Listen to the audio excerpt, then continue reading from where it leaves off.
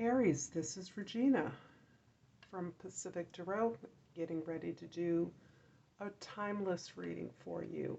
I am doing it on right before Halloween, so Halloween Eve, but this is intended to support you anytime that you find it during the month of November. I have laid out the cards. I'll clarify with the African Tarot, and I will finish up with an oracle card. If this reading resonates for you, if you enjoy it, if you find it useful, please like and subscribe to my channel.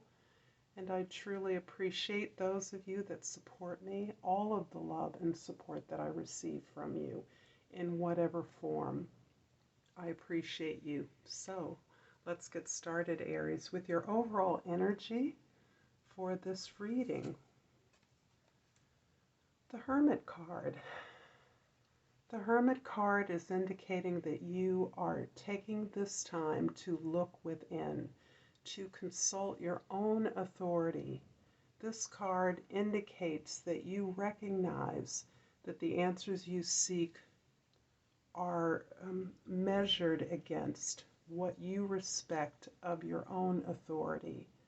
So those that you consider authorities, ancestors, teachers, mentors, peers, any way that you are able to seek the answers you can find from those that you respect. This is from a spiritual place, an enlightened space.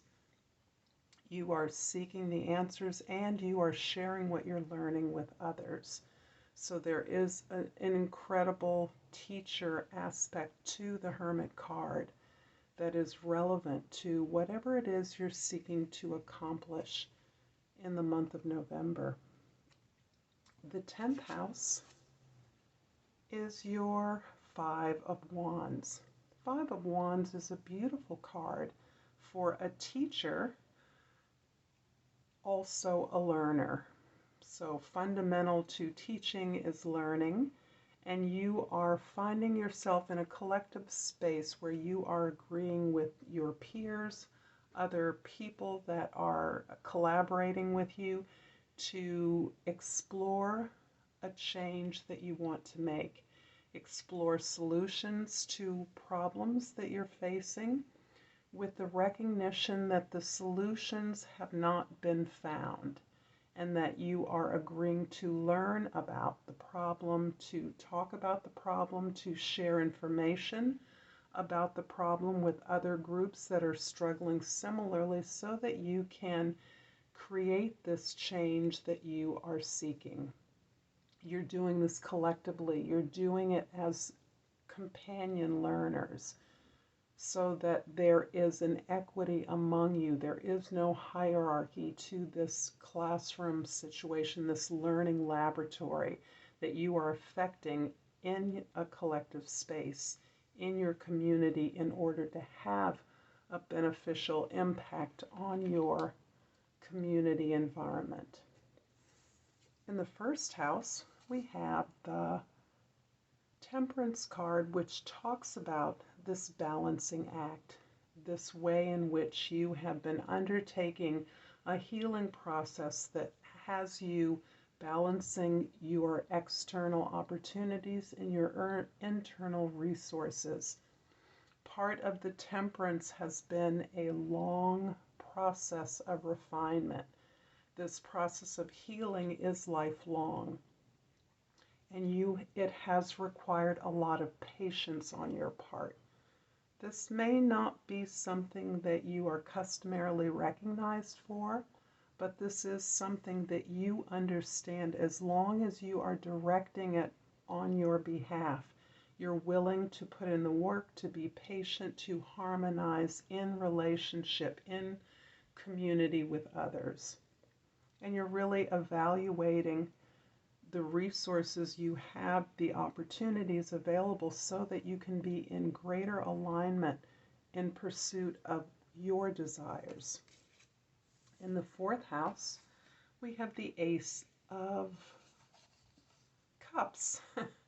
The Ace of Cups is reinforcing this magical work that you are doing through the Temperance card energy. Your focus is squarely sighted on your internal resources, in particular, the ways in which you are finding self-healing and self-love. This is about the flow, focusing that energy on yourself, on your family of origin, on your domestic environment, and really with a view to forgiveness, particularly with regards to your family history, family trauma or drama.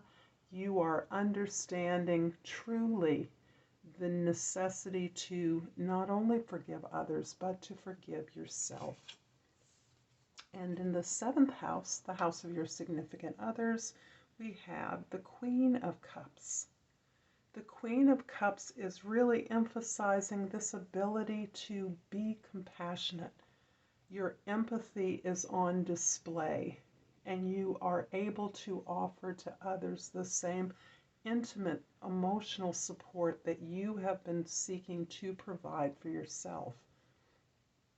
In this way, you recognize the support that others need without them asking, and you're able to share and uplift others, guide them through the exposure of your own vulnerabilities, your understanding around not just your strengths, because you are strong, but your ability to provide and take care of others, which has been your customary way of healing, taking care of, making sure that others are well, is now being adjusted so that you can expose how you are now caring for self first in order to release that forgiveness that you need to give yourself that grace.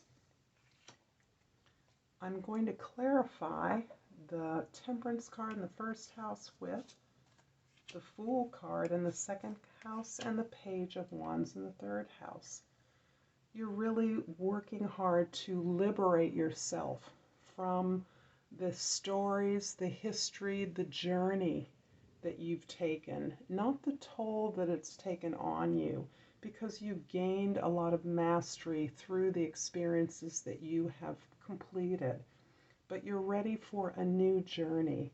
And this new journey is increasingly around releasing your self-expression, really moving into those areas where you are free to communicate your inspirational insights, new opportunities, new adventures, things that are going to promote your growth and your expansion, particularly the way you communicate, because I see you supporting others through your communication.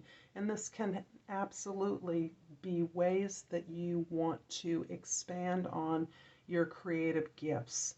However you're expressing yourself through your communications, you want to grow that. You want to begin that afresh.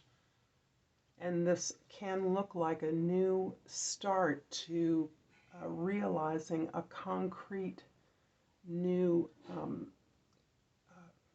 expression, new book, writing something, creating a piece of music, doing something creative that expresses you so that you can lead and charge and share your story with others.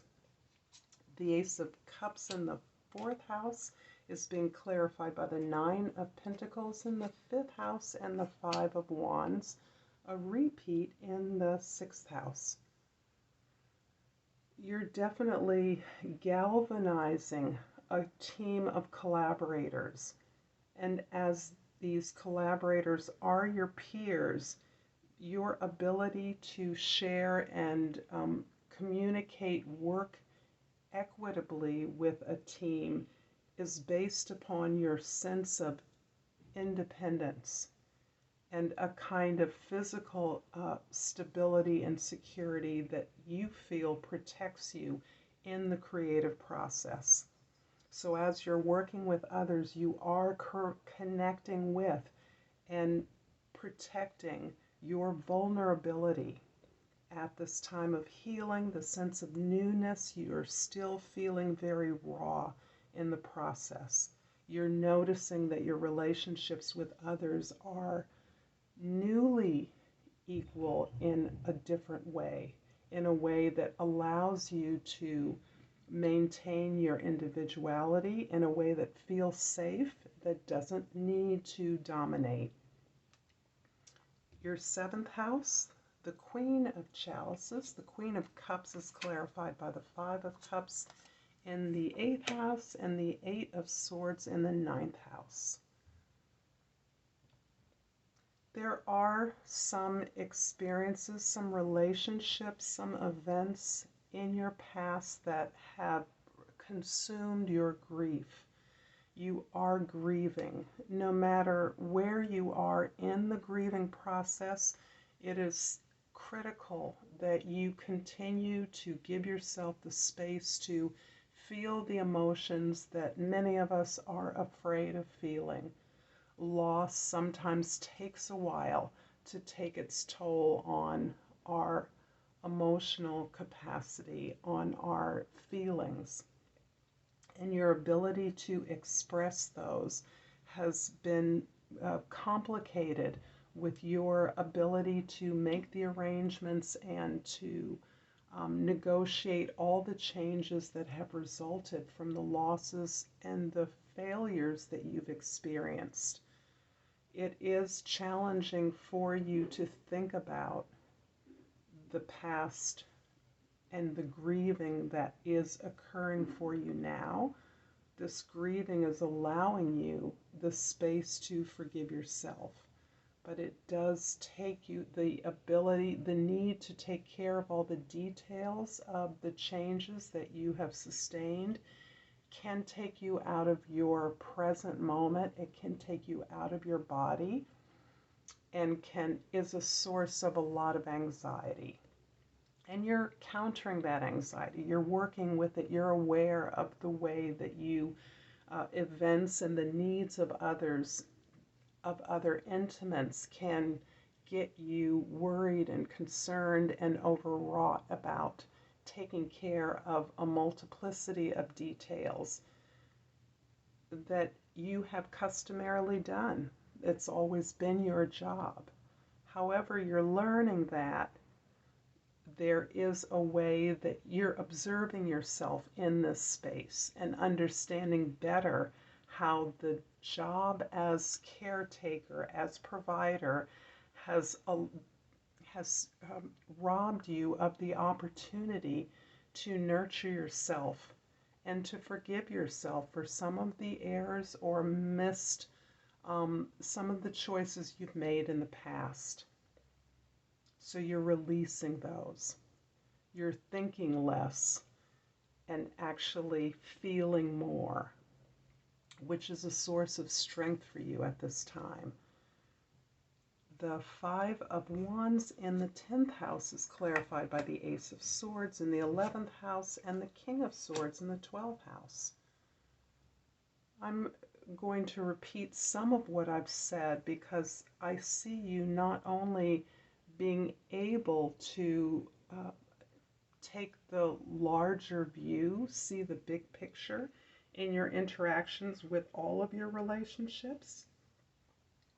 I also see you understanding that it is that ability to remove yourself, to detach yourself from your feelings, that is giving you the inspiration, the clarity to move forward with many of the social and activist goals that you are looking to impact.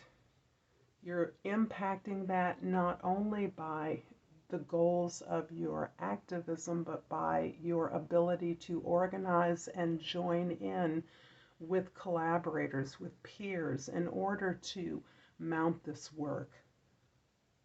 You're looking at the evolution of this larger social movement that you're a part of. And you're recognizing that it is undergoing a birth through the necessities of our material environments and the necessities of the planet. So this is a time where your creative urges may be tied in very deeply with not only this work that you are undertaking with others, but also your need and desire to document or tell the story of this social movement that you are moving forward into as a critical turning point in your own activism and in your own personal development and growth. I'm going to finish off this reading, Aries, with a crystal oracle.